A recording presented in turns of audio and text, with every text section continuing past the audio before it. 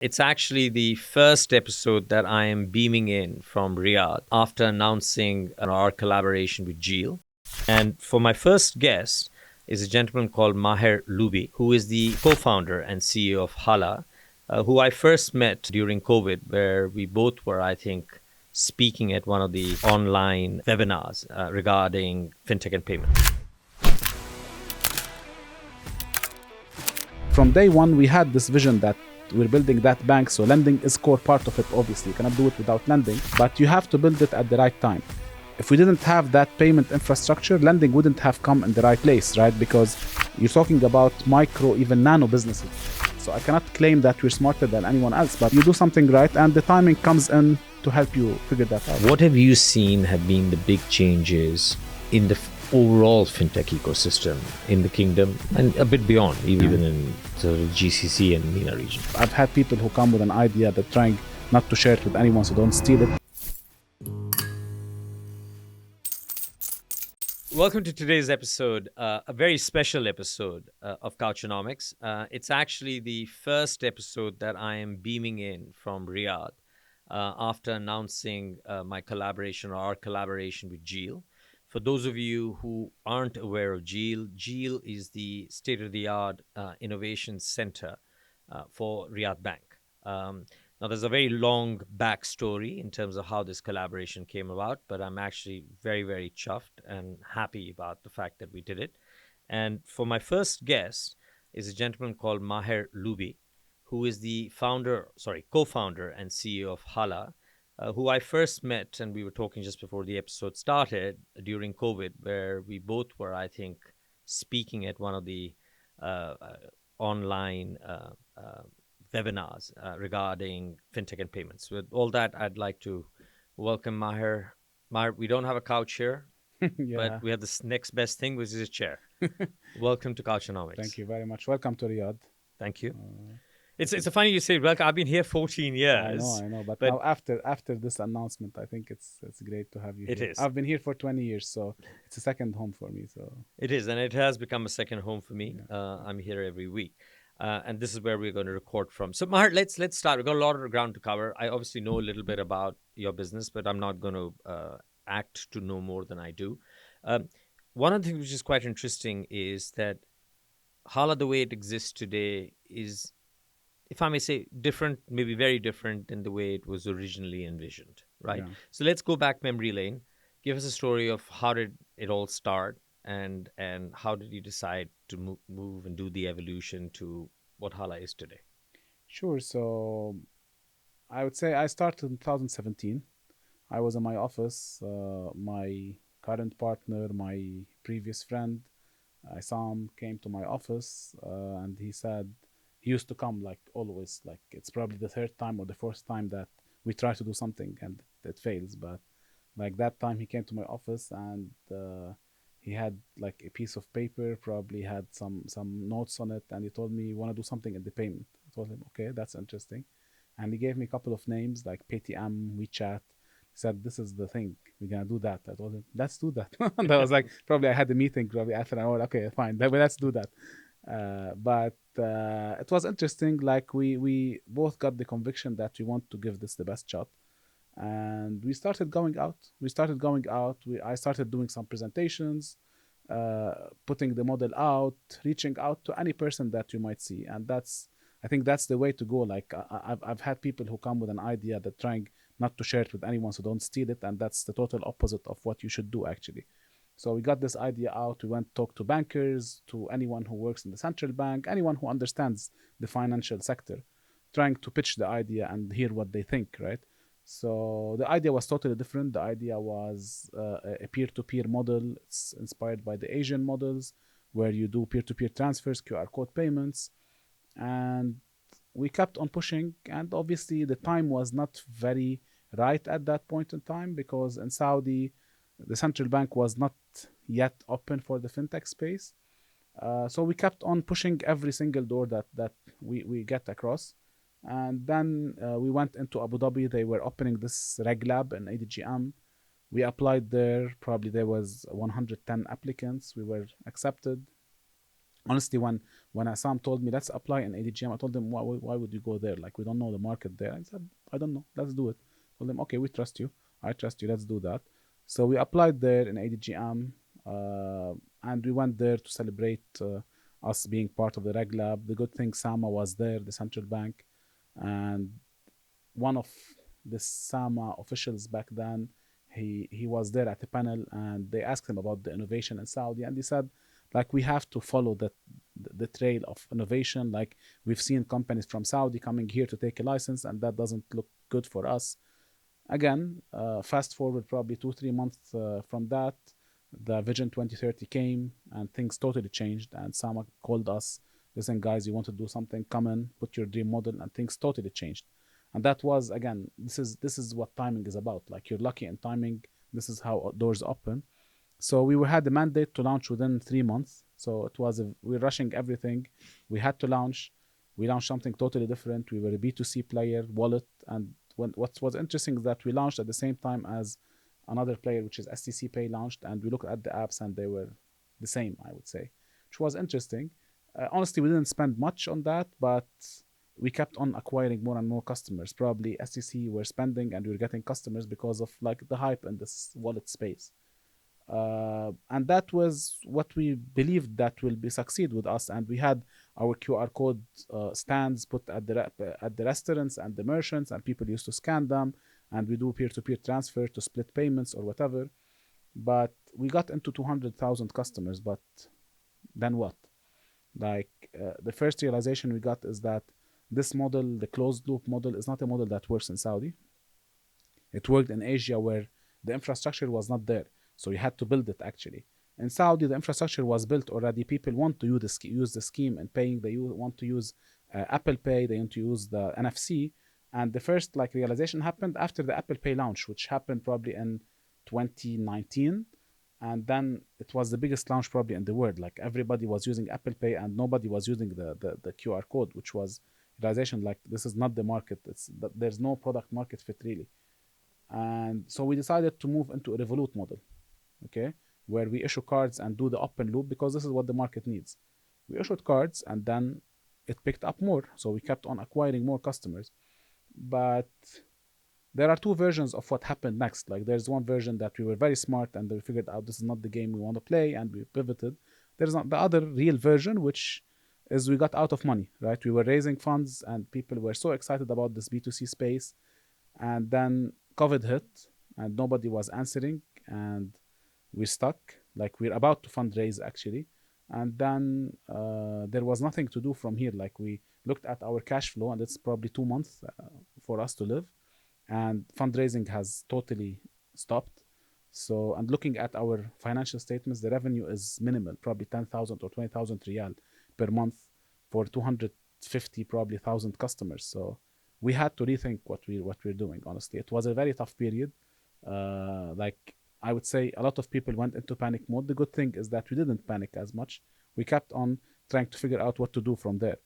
And we had 3 people actually trying to test a product with the POS, like the wallet, converting it into business and testing this product out. And what was nice is that this product was going well. So we said maybe we should try and expand into this product because the unit economics are healthy. And we said let's test it in the market. And when we just put it out in the market, like, people were so hungry, and people, I mean merchants, Legends, micro yeah. businesses, were so hungry for that it kept on growing like amazing. So we kept on fundraising, but at the same time we shifted the model. Like, I was going to pitch to investors and I had like probably 2 pitch decks, and I would look at you and say, oh, you're more probably B2C or B2B better, and then I give you that pitch. Yeah. So it was an interesting period, but honestly, we figured out that this is the right move. It has the right market segment. There's a clear pain point in those businesses that we're solving for, and the unit economics made perfect sense.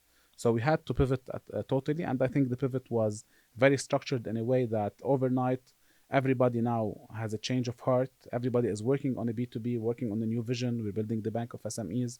We're building an ecosystem for SMEs purely, and everybody shifted total focus from the B2C space to B2B space, starting from us.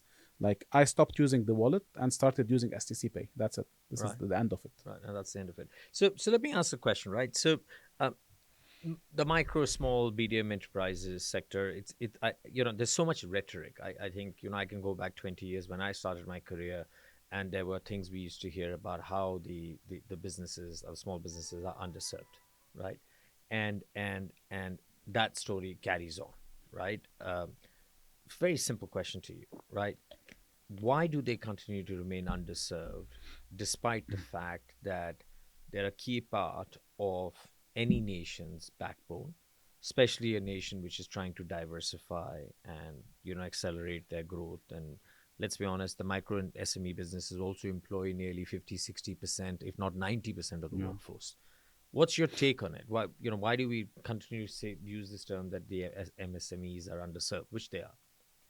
Like, imagine you're a CEO of one of the big banks Mm-hmm. and you have the ability to serve 10 corporate customers and have a close relationship with them and get the budget that you want versus going after probably 100,000 micro business to be able to get what you get from those 10 customers. Plus, probably we're not going to get that much profitability from them. So I think, one, it's choosing the customer segment that the banks know how to deal with and it's profitable for them. So I think that by default it's a priority. Like, if I was a CEO of one of the big banks, probably that would be my top priority. Doesn't make sense otherwise. So I would say that's the first reason. And the second reason is this segment has a different needs and different way to approach and different go to market. So it's a totally different ball game. Today with banks, sometimes the SME goes under retail even. So it's obviously it's not given the right attention. So it's probably the attention and the profitability of the segment and the cost to serve that segment. So I would say this is logical from a bank perspective, but obviously whenever you find a niche and focus on that niche, you would be able to figure out ways to serve that segment in a different way and make profit out of it in a different way, right? So it's about focus, really.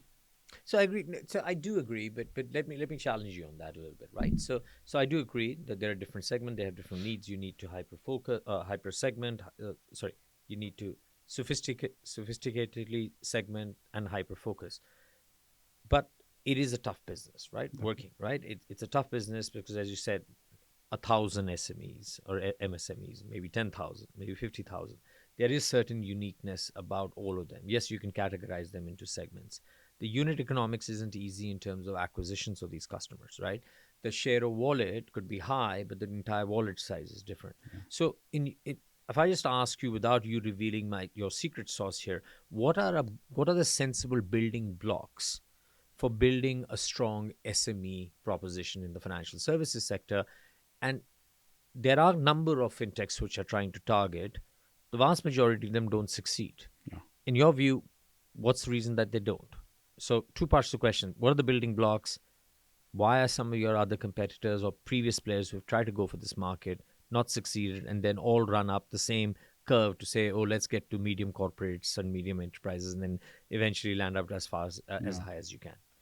Well, I would say I would do a guess here again. Yeah. I would say, like, um, focus is very critical. Putting the customer at the center of what you're building is very critical. Like, you can build the product and then try to sell it to the segment, but that's not the right way to do it. Like, in our case, it was really driven from inside out, I would say. Like we went to those customers. We know those customers. We've been in the market for 20 years. We know the pain point of those customers. And these are customers, like, these customers that we see on a daily basis. Like, we shop from, we've seen around, we know their pain points and we relate to them. There's that concept that will really help you build the product catered for that segment. Mhm. So my product does not work for the medium side segment. It's not like I'm building a product, I try to sell it to the micro, it didn't work, so I go upper segment until I find someone who's willing to pay me that price. So our product is made to serve for their needs. So I would say that's the key thing, and it's about building the product that is focused on the customer and going through the channel that the customer needs it. Because, like, if you want to be a typical startup that think by default I'm gonna go purely digital in my approach, and those customers will not be served digitally, right? Or if you want to put a branch and expect that this person who runs a grocery store will close the grocery store and come for 3 hours at the branch to figure out how to open an account, then you didn't reach them in the right way, right? Hmm. So you have to build the product catered for their needs. Like we used to go, I went in the Marai truck. I went in a truck, FMCG supplier truck with my partner at 4 a.m. in the morning. We started the tour around Riyadh. We went there and we saw the pains there. We saw how the trucks fill the inventory, how they put them in. We saw customers going there. We talked to people, and this is how probably the product came out. I'd say that would be the main, I would say, success point towards that. Then why did others not succeed into it? I don't know. There are multiple reasons. One of them may be the focus, but other things like the timing makes a huge difference. Again, like we have to be realistic here. Like if we came 2 years before, probably wouldn't be here today. And if we came 2 years later, then it might be too late, right? So sometimes you're lucky with timing that you come at the verge of the government even pushing everyone. So if you take a step backwards and you look at this micro segment, which was cash dominated probably in 2017, there were push from different sides. Like the consumers were not holding any cash, they wanted to pay NFC. And the government has mandated everyone during COVID that you need to have digital payments. It's not an option for you. So imagine those two forces coming in while you're coming in the right product and in the right segment, in the right go-to-market strategy. So there's an ingredients that fit in place. So I cannot claim that we're smarter than anyone else, but you do something right, and the timing comes in to help you figure that out. Yeah, fair enough. I think timing has a role to play. When before we started, you mentioned the word that. So let me restart. You initially started in payments, right? Even in the SME segment, right? Yeah. When we first met, before we sat down and started having this conversation, you suggested that you're moving towards a wider offering, right? I'm not going to use the word ecosystem loosely. Yeah. People use it, especially as consultants, tend to love the word ecosystem, right? So, what does your product roadmap look like? What are the pain points, as you said very, correctly, quite often, that you are looking to serve or take away? How do you see the product roadmap expand? Sure. So I think our vision from since 2020, since the day that we've done our pivot, was clear. We're building the future bank of SMEs. That doesn't mean we have to be a bank in terms of license, but we're building that futuristic banking offering for those businesses. That was very clear vision. Now, how do we get there? There's a roadmap. There are horizons. Even consultants like this. So we have horizons, right? You cannot build everything at the same time. So to us, the first horizon was capturing them with the payment. That was the natural thing to start from because that was the clear pain point. And remember, talking about timing, that was the timing for us to penetrate the payment. So we did that. And then the payment, obviously, there's more value propositions around the payment. That you starting from the card, from the point of sale, from the IBAN, then you start adding more and more payment options, right? But then if you also take a step back and look at those as piecemeal, like what do I offer these businesses? It's an IBAN, an account, point of sale, a card, even payroll. Like the banks, they do these. Like what's different from what I'm doing, right? So you need to think beyond that, and this is where you start thinking about the value proposition and the ecosystem game. So this value proposition means that you need to offer more to that. It's how you package that, but you need to offer more services, and this is why we went into Horizon 2, where we started looking at value added services. And those value added services is what would differentiate us from a traditional basic piecemeal banking services. So that was the second horizon. And obviously, lending is a natural progression. Like from day one, we had this vision that we're building that bank. So lending is core part of it. Obviously, you cannot do it without lending, but you have to build it at the right time. If we didn't have that payment infrastructure, lending wouldn't have come in the right place, right? Because you're talking about micro, even nano businesses. You're talking about a barber shop, a grocery store. Like, how can a bank give a loan to a barber shop, that loan with the amount of 10,000 riyal? Like, how would the bank do that? Like, it's even not worth it for them to run through the process. But in our case, we have the infrastructure, we have the KYC, we have the transaction history, we have the accounts, we have the POS. So it's just natural for us now to be able to serve that type of customer. So definitely Hala is not a payment player, it's a financial services player. It's in the banking, I would say, area. And as I mentioned, it's an ecosystem that we're building. We're trying to build this one-stop shop that we cover everything. And that's the only way to capture that segment, because The micro and small business doesn't need to deal with 3 or 4 parties. They need one partner that will help them navigate all their financial services No, that so I needed. totally get that, right? Because they don't have the time, and time is of scarcity, and time is their greatest asset, right? Yeah. A couple of questions, right? The word bank comes with a lot of responsibility, or it also Definitely. comes with a lot of connotations. It comes with a lot of, I guess, people sort of saying, "Well, you're a bank, right? So are you going to start doing banking activities?" The second thing is lending, right? So lending is quite interesting because it brings you into the world of risk, right? There is tremendous challenges in terms of collections, so on and so forth. I appreciate you're already in the payment space, so that linkage actually works. So let me ask you a couple of questions. Let's start with the lending side. So, are you lending on your balance sheet, or are you lending using third-party balance sheet? So the way we had this discussion a long time ago, and the way that we decided to go, and which we believe is more scalable, is to go off balance sheet, Okay. and that will enable us to grow faster, even though on balance sheet might be more profitable. Mm-hmm. But we decided that scalability is now more important than profitability. So we decided to go off balance sheet and utilize balance sheet of existing, because balance sheets are available today Mm-hmm. in the market. Like banks and institutional investors, they want to capture this segment, but Mm-hmm. we're the vehicle that they can come into.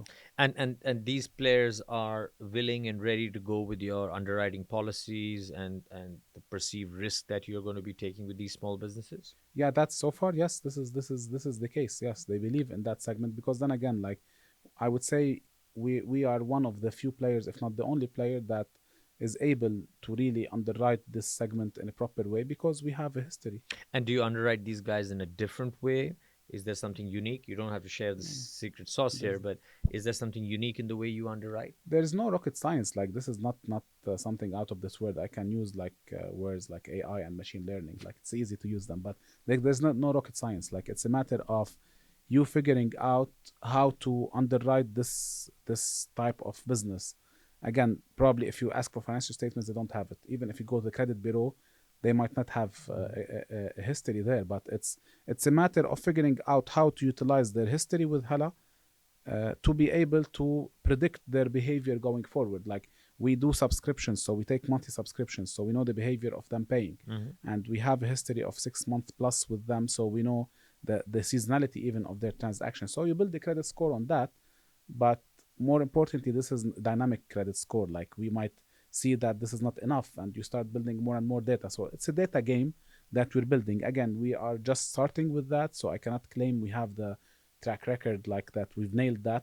The payment, I can at least underwrite that. In the payment space, we've done it. In the lending space, we're yet to prove ourselves there, but we believe we have the ingredients in place, and we have the infrastructure that will enable us to succeed in that space. Okay, and lending, and then obviously using the word bank. Uh, what's been your view in terms of the regulatory stance of how you're evolving? Yeah. Is that been a challenge? Is that something which is actually helping you? How does this fit into the equation? Sure. So again, as you mentioned, like bank from regulatory perspective is a big word, obviously. So again, this is why our vision is we're building the future bank. So it's a future bank. That means it's a time bound, maybe vision, or it's a futuristic way of looking at banking in a way. So that's how we look at it. Now, from a regulatory perspective, I would say there are different ways for you to get to the vision. If you want to achieve that, there are 2 ways to do it. Like some other players in the market decided to go on digital bank license, which is a heavy license that took a lot of time to get out, huge capital, and they decided to go that route. In our case, we decided to take it in a different way. We decided to build it modular. We started with the license that gave us the ability to do payments in all its different aspects, issuing and acquiring and others. And then we started building another module, which is lending. And then I would say more modules will come into the table where it completes, I would say, the service offering of a bank in a way. Not necessarily having the license, which can come at some point if needs be. The good thing, again, you're with a regulator that anyway is very strict, and which is good for the ecosystem, I would say, and for the whole banking system, because today we have, I would say, what it takes to operate a bank in terms of all the control functions. It's very strict regulation on anti-money laundering, on anti-fraud, on cybersecurity, on compliance, on internal audit, on BCM, business continuity. So we have those in place and we take them very seriously, obviously. So the regulator to us, sometimes I would say when you're premature, you don't understand the value of what the regulator is imposing, and you feel like the regulator is just stopping you from growth. But once you mature more and more, you understand the value of that, because one, it's a protection for the whole industry, right? Mhm. It's the way to really protect the industry and to filter out the players that can really hold people's money. This is a big responsibility. And second, from a business perspective, this is barrier to entry.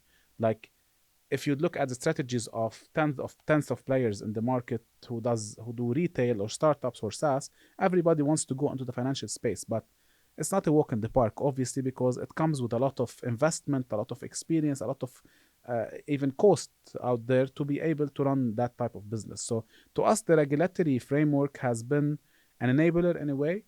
And again, I would say we're lucky in a market like Saudi that the regulator has been proactive in how they approach the fintech licensing. Even though, remember, I talked about 2017, there was nothing out there, but at, in no time they were able to really progressively grow into a regulation that is really supportive, and it's fintech led. It's not bank led. Like, one license enables us to do multiple things that sometimes in other markets it needs 2 or 3 licenses, honestly. So you brought up quite a lot of interesting things, right? I think one of the lines which resonates with me is Steve Jobs had, I think it was Steve Jobs, had once said that, people need banking, they don't need Yeah. banks, right? Which I think if I take you if I take the thematic definition of what you've just said is very similar. I don't have to be a bank, but I can start giving banking services. Maybe not all of them, but most of them. You've also mentioned the fact that you are building yourself within, if I may say, the playpen of what, from a regulatory perspective, is acceptable. So if tomorrow you have to go into something more formal, you're well equipped. And you mentioned the fact that you're actually working with third parties and partners, specifically banks and other providers of capital. Let's talk a little bit about these partnerships, right? How much of a challenge were they to you initially to bring them on board in terms of, now there's no shortage of private credit, right? There's a Yeah, lot of private capital available. I definitely. accept, but at the same time, funnily enough, not everybody gets their hands on it, right? We're going through a pretty tough period of the last 3-4 years in terms of raising money to be able to redeploy. So you're right. So how is your strategy? What's been your thinking around partnerships? How have you gone about building them? How do you nurture these partnerships? Are there any learnings here that's quite interesting, which surprised you from when you started to where you are sitting today? Sure. So if I have to assess our partnership strategy or our ability to do successful partnerships, I wouldn't say that we score very high, honestly. Mm-hmm. Um, and that's not only us; it's probably the whole startup scene. But I'll try to split them into two things. Like, there's the bank part, and there's the other general partnerships around. So in terms of banks, I would say it was very tough at the beginning because you need someone to believe in what you're doing and believe that this can scale. So the bank will not want to waste time at something that's not going to scale and waste resources or whatever. Even though, like, sometimes they would like to brand themselves as fintech enablers, but it was very complex, and very complex anyway to get the banks to integrate or understand what we're building. But the more you grow and the more you build a name and prove that what you're doing is really scalable, it becomes much easier because now banks understand that there's a value for us to deal with that company, for example. So this becomes much easier, and on the convincing side, on the commercial side, it becomes more complicated on the integration side because, again, you have a tech that is old school and you need to integrate with something that's totally different. So there's the compatibility element there that keeps you struggling. But I think that's a healthy way of looking at the relationship between banks and fintechs is eventually you have to partner. You have to figure out that everyone has an area to play with, and you need to join hands. This is how the whole sector will grow. You can no one can eliminate the other, obviously. And I would say this goes also in the same direction when you talk about partnership with other startups, because it's a maturity game. Like, I wouldn't say that we got to the right maturity to know where our boundaries are, and our peers also haven't got into that. Like everybody wants to, who operates in SaaS wants to become a bank and wants to become the biggest fintech player, and they want to position themselves as a fintech, and we want to position ourselves as a SaaS or whatever. Like everybody has a lot of ambition, especially at earlier stages. Hmm. So that prevents partnerships, because if I want to go partner with someone who has a dream to become even bigger than me in my space, it's not gonna make sense. Hmm. But the more mature you get, and I think we're getting into that closely and slowly, that you're able to understand that this is the game I'm playing. Like if I want building a financial institution, a bank, a huge fintech player, I don't need to do everything myself. So I think now we're at the verge of building that maturity, and we're starting to build our partnership strategy to really approach the big players in the market, because now I think the market has filtered a lot of big players that can really, if they collaborate together, they can create huge value to the Huge value. market, I I would say. agree with you. Bar, I'm going to take you a little bit outside the conversation regarding Hala. You've been at it for a few years, right? So if you look at our fintech ecosystem in Saudi Arabia, right? We have there are some great ambitions in terms of number of fintechs, in terms of the jobs they create, the financial impact they have on the economy, so on and so forth, right? But we're still at an early stage, right? I think, in all intents and purposes, I would say we're at the nascency of the maturity. We're maturing, but we're still at the nascency. I want to hear from your perspective, just as someone who's been a part of this ecosystem for the last X number of years. What have you seen have been the big changes in the overall fintech ecosystem in the kingdom and a bit beyond, Yeah. even in sort of GCC and MENA region? I would say it's not a big change. It's the birth of the fintech ecosystem, I would say. Like 2017, you had nothing, you had zero. Mm-hmm. So there was, again, it was, as we heard from one person, that it was prohibited to speak about fintech in the alleyways of the regulators. Like it was something, a taboo, I would say. And then now look at where we are today. Like we're really advanced, I would say, Yeah. really, as compared to where we were. And it's not a long period of time, No, like it's not. yeah, It's yeah, five, 6 years, six, five, six, six seven years, years. yeah, Yeah, yeah. yeah. So I think it's what happened was transformational, honestly. And I like the fact that the regulators and the country itself, they dream big, because also we share similar DNA. We dream big, like we want to conquer everything, we want to conquer the world. And yeah, you want to have 500 fintechs that have a huge impact on the economy. Yeah, this is an ambitious target. And like the ecosystem had unfolded in an amazing way. Like they created fintech Saudi. Everybody now wants to come, and I think that maybe the only challenge in Saudi was the ability for foreign companies and foreign entrepreneurs to come here and operate. And now they are solving part of that. I would say you would look at Bahrain and the UAE as probably countries that maybe went into the race a little bit earlier than Saudi. But again, Saudi has the scale, so by default, like if you were able to start in Bahrain, probably Bahrain has been a testing lab, then eventually it's a sandbox, exactly, which is a great market, honestly. But it's a sandbox. When Saudi opens, obviously you would use the expertise you've got there to come to Saudi, and this is what we got, because when we started the market and the regulation were not ready, so we had to go to Abu Dhabi. But when Saudi opened their arms to welcome us back, then we ran very fast to come here, because this is where the market is.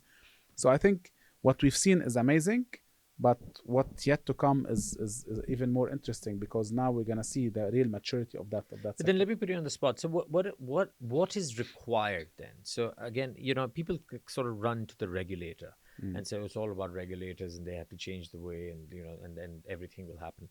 But the truth is that you need more than just regulation for an ecosystem to actually flourish, right? So we've done well. We've got to 250 odd, give or take. I don't know whatever the right exact number is, but we're at that. A few weeks ago we were together at 24 FinTech, where actually we even got a chance to chat. Yeah, And Louise, who works for you, is pretty good at sort of catching hold of me, walking down corridors, and putting me in front of yeah. cameras, which she did. And we had a good chat, actually. But what more do you think needs to happen in the ecosystem, right, for not just the 500, but a flourishing 500 to be Yeah. achieved?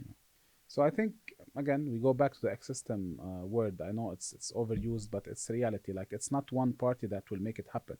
I think the regulators have done their job, like have done their job, and still they are doing a good job. I wouldn't say that they are a showstopper, and I think them being, I would say, strict on accepting new startups might go against the 500 companies target, but it's the right way to do it. You can do 500 companies. It's easy to do that, but how will they actually flourish and become really valuable? So maybe the KPIs have to change a little bit to really get meaningful or meaningful number or meaningful contribution from fintech within the bigger sector, right?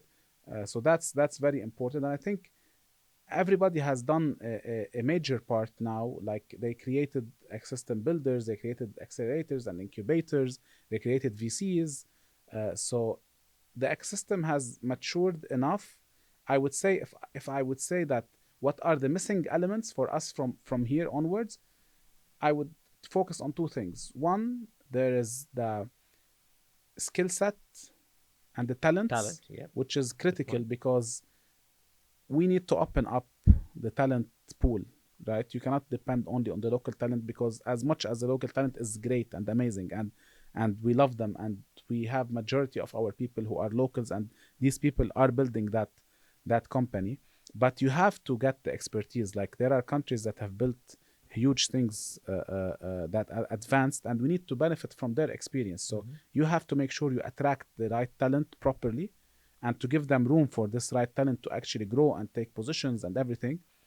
And the second element, and more important element, is access to financing when you cross the early stage. Hmm. So today in the market, you have up to Series A available, but once you grow beyond that, you haven't seen uh, uh, uh, real investors in the region. Now you have to go global and get money from out there, and obviously that comes with the exit potential and everything. But at the stage, early stage till Series A, I would say somehow you're covered in terms of funding. So I would say funding beyond a certain stage of late stage growth, and access to talent, which is very very critical. Okay, so let's explore this because I think it's a very important point, which is around access to venture capital or late stage or mid or growth capital. Let's call it growth capital, right?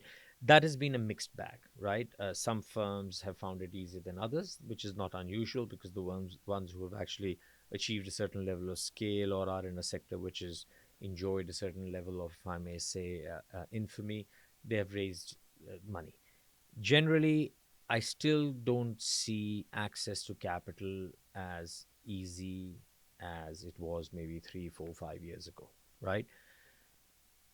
What needs to happen? Because going international for capital hunting is not a bad idea, right? Sometimes it's expensive, right? Yeah. Sometimes you find capital which isn't smart enough because they don't really actually understand. And fact of the matter is, a number of you businesses have enough headroom to grow here itself. So you're not looking for international expansion. So you're not looking at someone to give you money so that you can go back to that country. So again, what do we do here? How does what are you seeing in the ecosystem change, which is addressing this Series B onwards? Because I do want to come back to the fact that you guys have recently closed around two, Mm-mm. right? And again, if you're comfortable talking about it or not, Sure, sure. I'll ask you. But what needs to change about more access to more growth capital? Because there's no shortage of capital as such, No, it's not shortage of capital. I right? think it's I would say the maturity of the ecosystem in itself. Like today, uh, now you're seeing a cohort of companies that are getting into that stage. Like 2 years back, nobody needed Yeah. Series B anyway. Plus, like in the market, there was no companies that would need Series B. So by default, you wouldn't see funds going into Series B because the majority of capital needed is in Series A and pre-Series A. Mm-hmm. So I think it's a natural progression for the funds here and the money that is being put in the market to go into later stage. That's for sure, I would say. Obviously, we're lucky in a market like Saudi, because now Saudi probably is one of the top performing countries and economies in the world. So, and obviously it has huge capital that the international funds are raising funds from Saudi. So it is under the radar. So by default, they would look at companies here. I think there is. Let's take another country other than Saudi. So we want to build something sustainable that applies to Saudi or non-Saudi. I think there has to be clear maturity in terms of the companies that are growing, and there is no accelerator for post Series A. even though you would need accelerators, but it's totally different skill set. Hmm. You need to train companies on how to operate post Series A, and you need to give them the right tools for them to scale beyond that. And I think with time, by default, the VCs will understand the gap and they will try to fill it. Will they know how to do it? That's a different question. Well, I agree. I don't know. My hypothesis is that there is a certain maturation which needs to happen among the VCs too. I think the vast majority of VCs have not dealt with businesses like the way Definitely. you've mentioned, right? And unless and until we don't have that, I think the LPs won't have the confidence in deploying large amount of capital with these people, and then they'll obviously be suspect in it. I do think that this is an very, very important issue which needs to be resolved, right? Because we need to create that pull through, right? We need to create that pull through that businesses which are coming up the series, and I'm not a big prescriber of A, B, Yeah, yeah, C yeah. because I these know, days I know, everything is I know, muddled, I know. right? I do think that the VC community also needs to kind of mature as much as the startup capital. Are you at liberty to talk about your capital raise right now, or is that under the? So it's not official, obviously. Yes, we've about to close. I Okay. would say just And this is largely for what? Is this to fund your business? Is this to do more product development? Is it technology? Is it a market? Is it geographic expansion? so the good thing is that operationally now we're profitable. So our operating entity, the payment entity, is profitable. So it's self-sufficient. Good. But at the same time, we're very ambitious. We're aggressive in how we look at things. So by default, this round is used for growth and not for funding operation or funding salaries or OPEX. It's more for expansion. Okay. And that expansion starts from getting the lending business off the ground, getting other ventures that we have, including the expense management that we've just launched, among other ventures that we're doing, getting them off the ground to actually become profitable on their own. In addition to us expanding into new markets, new geographies, and funding eventually probably inorganic growth. So you mentioned new geographies. What geographies are you looking at? Are you at liberty to share? Well, I would say the natural progression of being in a market like Saudi is growing in the region that you're in, obviously.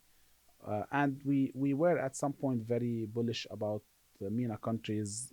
Like if you want to look at the MENA countries, you're looking at GCC as one bundle, and you can look at other mega markets like Pakistan and Egypt around us. But unfortunately, like these countries have been struggling a little bit from geopolitical situation, from currency. So this makes you more, I would say, bearish on those markets, even though they have potential, long-term potential. But GCC makes perfect sense for us because remember, like what we've done in Saudi does not give us the right to believe that we'll succeed in an underdeveloped market. Saudi is not underdeveloped. Like Saudi has a huge infrastructure of data, infrastructure of the payment Yeah. infrastructure itself. So we didn't build something from scratch that can succeed in Africa. Like it's totally different ball game. We've built something based on a customer centricity that is a consumer, I would say, sentiment that is tech savvy, that they want to use technology, that debit card and banking is penetrated well in the market. There's infrastructure. So the logical progression is to go to markets that have similar dynamics. So if you ask me like which is closer to you, it's a market than in Africa that's totally underdeveloped, or Europe. I would say Europe is closer to us, obviously, because this is a market that's developed and we can focus on our niche. So again, we try to look at similarities of what we've built in Saudi. GCC is the normal progression for us, and then we keep reserve the right for ourselves to operate in other markets. But that's a natural progression. Yeah, and I understand that, right? So I firmly believe that I think that there's expansion through depth also, and which is your another word for ecosystem, Definitely, which is what you're doing. So definitely. expense management, lending, there are other products that you can bring in, whether it's point to sale funding. There's so many variants of funding you can do. I also think there's a point, right? Because I've had the opportunity to serve on the advisory boards of a number of startups, right? And I always tell them that be wary of countries like Egypt, Pakistan.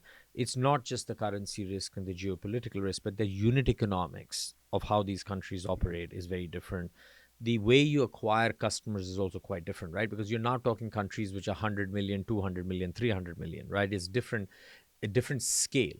And a lot of them actually have a fairly decent. And actually, to be honest with you, I'm a big fan of the Egyptian fintech ecosystem. Yeah, I think you're going to have a number of them coming and saying hello to you of in course, this part of the world, of right? course. Because they're going to move out here. So to sum it all up, right, Mar, sort of heading into the next sort of 3 to 5 years, I think you've said a lot of things already in terms of expansion and so on and so forth. What do you think is going to be the defining differentiator for Hala, right? What's the kind of North Star where, in 3 to 5 years from now, with increased competition, both direct and indirect, which is going to continue to differentiate you, right? Well, I would say building this one-stop shop that ensures that we're developing more value propositions for our customers is the key for everything. Because again, I go back to the Saudi market. The Saudi market is not an underdeveloped market. The banks in Saudi are not giants that are not moving. These are actually agile institutions that are really trying to build something good. So I think from a strategic perspective, you cannot build something and expect that you're gonna be the master of it forever. The maximum you can do is to move really fast and build value propositions fast and understand that competition and heavy competition is coming to you maybe in 6 months or 1 year maximum. Mm-hmm. So it's just moving fast and creating more value propositions and making sure you still focus on that segment, because it's really easy to lose focus, especially with a market that has a huge potential and huge opportunities around you. So it's easy to get intrigued by going into a different proposition and losing focus there. And this is would be, I would say, the beginning of an end. So keeping focus, keeping building to build more value propositions for this segment, and to keep, I would say, Hala as the number top of mind. I would say for that businesses when they think of they need a partner for financial services, Hala has to be the top of mind. That's for sure. And that's we're talking about Saudi, but then again, why not to dream to become a global company? No, I agree with you that you should dream on, but I do think, I always believe that caution is not a bad idea, and focus is, I think, is required because I think uh, if I was if I was to take the analogy that you mentioned, which is continuously innovate, continuously develop new propositions, I totally agree with you. But you also have to make sure that these propositions are developed well enough that they know how to stand on their own feet. Because I think you made a very good point that you might have a 6 month to a 12-month window with any proposition where you have I guess, the right to continue winning. But if actually the proposition is not deep enough, right, or actually is not really serving the purpose at scale, then competition will come and undercut you. And it's not always the price which undercuts you, it could be also quality. Part of that, and I'm sorry, I said that was going to be my last No, no, question, no, but no. I'll move to this last question is you have been very open to inorganic acquisitions, right? Um, how did you come around to that, saying that, something although I'm a startup, I am willing to acquire to augment your capability? Where does that thought come from? And is that part of your strategy going forward also? Sure. So I would say we've done two Mm-hmm. acquisitions so far. Uh, Again, at different stages of our lives.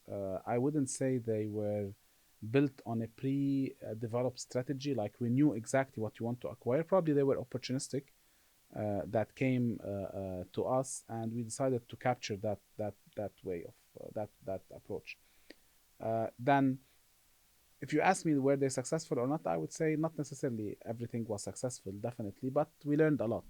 And that's the most important. Like we've learned a lot from that. And the most important is that you cannot build everything your own, even though we are builders by nature. But there are areas that you would better get someone who's dedicated for that, again, focused on something to develop it. But as you would know from investment bankers, whatever, like 70-80% of acquisitions they fail, Yeah, right? yeah, And they do. that's Yeah. reality. Like that's reality. And in one of the cases, I would say we had to rebuild everything probably from scratch.